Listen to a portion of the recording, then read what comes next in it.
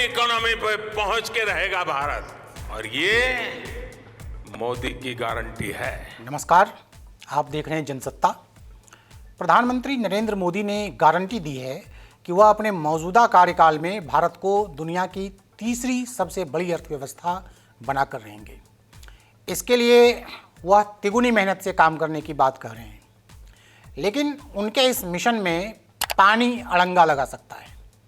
जी हाँ, पानी ज़्यादा हो या कम, दोनों ही सूरत में अर्थव्यवस्था की गति में बाधा डाल सकता है। अर्थव्यवस्था के मिजाज को आंकने, भांपने और मापने वाली संस्था मूडीज़ ने हाल ही में इस संबंध में आगाह भी किया है। मानसून में ज़्यादा पानी बाढ़ की शक्ल में भारी पड़ रहा है, तो गर्मियों में पानी की कमी परेशानी बन रही है। और 2024 में जो भीषण गर्मी हमने देखी और जो पानी की किल्लत देखी, वह और भयावह स्थिति को बयां कर रही है। जो पानी है भी, उसका सही प्रबंधन और इस्तेमाल नहीं हो पाना एक अलग ही समस्या है। 2023 में SBI की रिसर्च रिपोर्ट इकोरैप में बाढ़, खासकर हिमाचल प्रदेश और उत्तराखंड की बाढ़ से 10 से 15 हज़ार करोड़ रुपए के नुकसान का अंदाज लगाया गया था।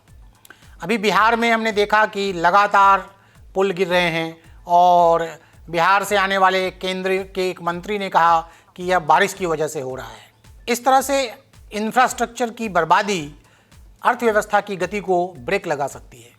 हाल ही में रेटिंग एजेंसी मूडीज़ ने जो कहा, वह काफ़ी चिंता वाली बात है। मूडीज़ ने कहा कि भारत में बढ़ता जल संकट इसके विकास पर बुरा असर डाल सकता है। पानी की घटती आपूर्ति कृषि उत्पादन और औद्योगिक गतिविधियों में उथल पुथल मचा सकती है। इस वजह से खाने की चीज़ों के दाम बढ़ सकते हैं और संबंधित क्षेत्र में काम करने वाली कंपनियों व लोगों की आमदनी घट सकती है, खासकर किसानों की। साथ ही सामाजिक अशांति को भी हवा मिल सकती है। भारत में पानी का संकट नया नहीं है, लेकिन जिस तरह यह लगातार गंभीर हो रहा है, वह अर्थव्यवस्था के लिए खतरा बन सकता है। गांव हो या शहर, समस्या हर जगह है। मतलब खेती के साथ साथ उद्योग पर भी असर पड़ रहा है। पानी का संकट हमसे हमारा बेशकीमती मानव संसाधन भी छीन रहा है। गंदा पानी हर साल करीब 2 लाख लोगों की जान ले रहा है। तो समाधान क्या है? पानी बचाना, ज़्यादा से ज़्यादा गंदे पानी को रिसाइकिल करने की व्यवस्था करना, कम पानी की ज़रूरत वाली फसलों की किस्म का ज़्यादा से ज़्यादा उपयोग आदि। ऐसा नहीं है कि समाधान पर सरकार सोच नहीं रही है, लेकिन अमल का जो असर और रफ्तार है, वह उत्साहजनक नहीं है। सरकार ने 2030 तक 70% गंदे पानी को रिसाइकिल करने की क्षमता विकसित करने का लक्ष्य रखा है। अभी यह 30% हो रहा है।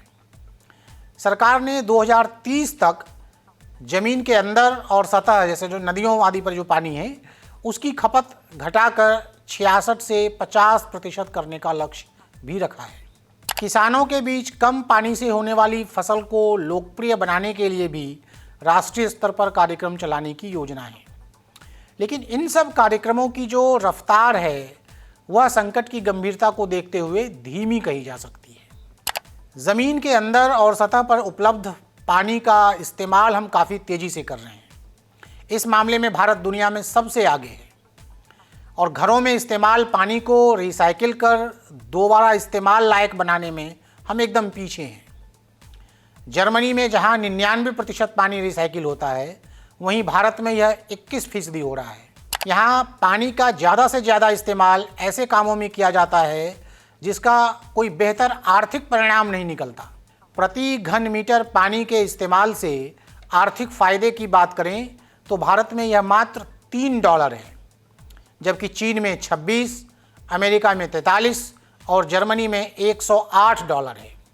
प्रधानमंत्री नरेंद्र मोदी ने पानी का संकट कम हो, इस लिहाज से देश के 785 में से हर जिले में कम से कम 75 झीलों या ताल तलैया के निर्माण या जीर्णोद्धार करने की बात कही है।